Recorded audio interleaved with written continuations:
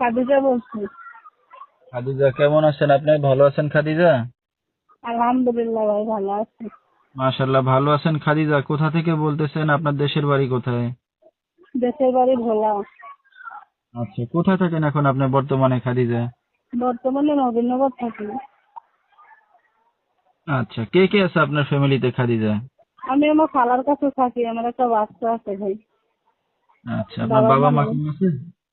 বাবা মা নাই, মারা গেছে।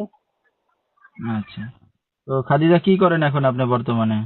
আমি বর্তমানে বাসা বাড়ি কাজ করি ভাই। আচ্ছা, তো আপনার স্বামী কই? ডিভোর্স হয়ে গেছে।